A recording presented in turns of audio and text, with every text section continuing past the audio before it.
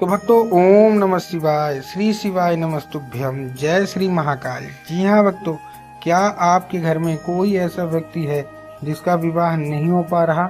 आप लोग बहुत ज़्यादा परेशान हैं उसके विवाह को लेके कि आखिरकार हमारा हमारा जो बच्चा है उसका विवाह क्यों नहीं हो पा रहा।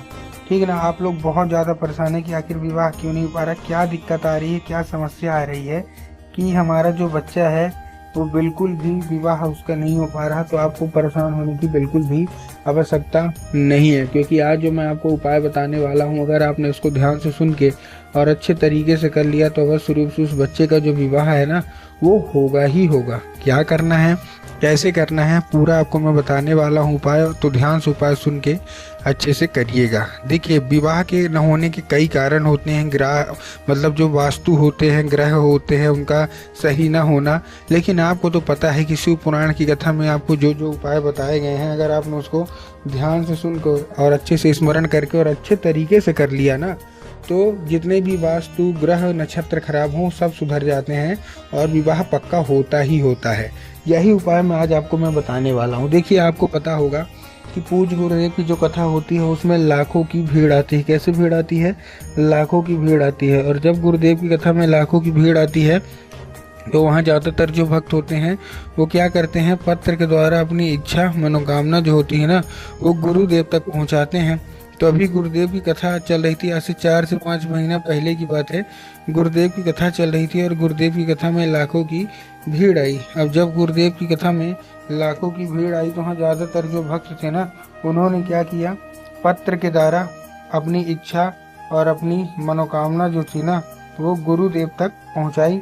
अब जैसे ही गुरुदेव के पास पत्र पहुँचा और पत्र पढ़ा तो वहाँ गुरुदेव ने ये देखा कि ज़्यादातर जो लोग हैं ना उनकी क्या है, एक ही इच्छा मनोकामना है कि गुरुदेव हमारे घर का एक व्यक्ति है, इसका विवाह नहीं हो पा रहा। हम लोग बहुत ज़्यादा परेशान हैं कि आखिरकार इसका जो है ना विवाह क्यों नहीं हो पा रहा। हमने बहुत ज़्यादा मतलब इसका मुंह दिखाई करवाई, हर एक चीज़ करवाया, बहुत ज़्यादा पंडितों से भी मिल लिए, हर एक चीज़ कर लिया, लेकिन अभी भी विवाह जो है ना वो होने का नाम नहीं ले रहा। कृपया करके कोई उपाय बता दें ताकि उस व्यक्ति का जो विवाह है वो अवश्य रूप से हो जाए। अब जैसे ही गुरुदेव ने क्या किया ये देखा, तभी गुरुदेव ने 2 से 3 उपाय बताए और कहा केवल और केवल ये उपाय कर लेना, तुम्हारे घर का जो कोई भी व्यक्ति है, जो कोई भी सदस्य है ना, अवश्य रूप से उसका जो विवाह है वो होगा ही होगा। अब जैसे ही गुरुदेव ने उपाय बताया तो लोगों ने जा जाके इस उपाय को घर में करना शुरू कर दिया। अब जैसे ही लोगों ने जा जाके इस उपाय को घर में करना शुरू कर दिया, वही लोग गुरुदेव की कथा में मात्र 1 से 1.5 महीने के बाद वापस आए। अब जब वही लोग गुरुदेव की कथा में वापस आए तो उन्होंने क्या किया, फिर से एक बार गुरुदेव को पत्र लिखा। लेकिन ये वाला जो पत्र था ये गुरुदेव को धन्यवाद के रूप में पत्र था कि गुरुदेव धन्य हो आपका, आपके द्वारा बताया गया उपाय हमने कर लिया है, हमारी इच्छा मनोकामना भी पूरी हो गई है, आपका कोटि कोटि धन्यवाद। तो देखिए, जो लोग भी मेरी आवाज़ अभी सुन रहे हैं ना, अगर आपको भी जानना है कि आखिर ऐसा कौन सा उपाय है जिसको करने मात्र से मनोकामना पूरी हो जाती है, तो चलिए हम बताते हैं आपको आज की इस वीडियो के माध्यम से। ठीक, तो बस उपाय ध्यान से सुन के अच्छे से करिएगा जरूर। तो देखिए, जो हमारा पहला उपाय है इसमें आपको लेना है 3 काली मिर्च और साथ में आपको लेना है 1 धतूरा। 3 काली मिर्च ले लिए, 1 धतूरा ले लिए। धतूरा लेने के बाद आपको अपने बच्चे के हाथ में दे देना है उसको और भेज देना है कहाँ, सीधा सीधा शिव मंदिर। अब जैसे ही आपको बच्चा शिव मंदिर पहुँचेगा, शिव मंदिर पहुँचने के बाद उसको बोलिएगा कि दक्षिण दिशा में खड़ा हो जाए और उत्तर की ओर अपना चेहरा कर ले। अब देखिए, दक्षिण और उत्तर में ना बहुत सारे लोग कंफ्यूज होते हैं कि दक्षिण क्या है, उत्तर क्या है, हमको थोड़ा साफ साफ बताओ। तब गुरुदेव ने साफ साफ बताया है कि आप जिस भी शिव मंदिर जा रहे हैं ना, उस शिव मंदिर का जिधर साइड जलाधारी होगा आपको अपना चेहरा उधर साइड करके खड़े हो जाना है। ठीक, खड़े हो गए। खड़े होने के बाद आपको करना क्या है, एक नाम लेके, कौन सा, महादेव का बहुत ही सुंदर सा नाम है, श्रम्भेश्वर महादेव।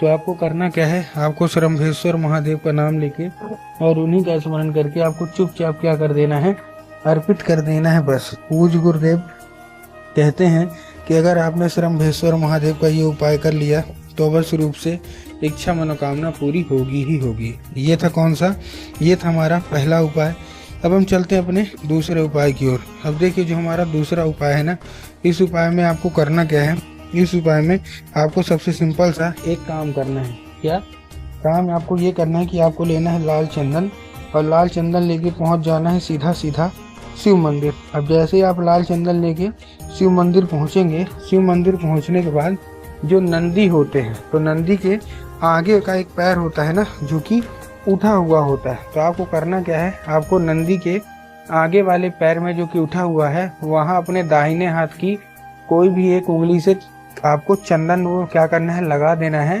ठीक है ना, नंदीश्वर महादेव का नाम लेके, कौन से महादेव का बहुत ही सुंदर सा नाम है नंदीश्वर महादेव, तो उन्हीं का नाम लेके अर्पित कर देना है। अर्पित करने के बाद उसको औषधि के रूप में मांगना है, कृपया करके हमको इसको औषधि के रूप में प्रदान करिए। अब क्या होगा, अब ये औषधि के रूप ले लेगा। अब आपको करना क्या है, 5 मिनट तक खड़े रहना है। उसके बाद अपना वही उंगली टच करना है, और वो टच करके वही जो उंगली है वो लेके आ जाइए घर। घर आने के बाद जहाँ आप लोग सोते हैं और जिधर साइड सर करके सोते हैं, उधर साइड की जो दीवार होगी उसी दीवार में आपको इसको लगा देना है। पूज्य गुरुदेव कहते हैं कि अगर आपने ऐसा कर लिया तो अवश्य रूप से विवाह आपका होगा ही होगा।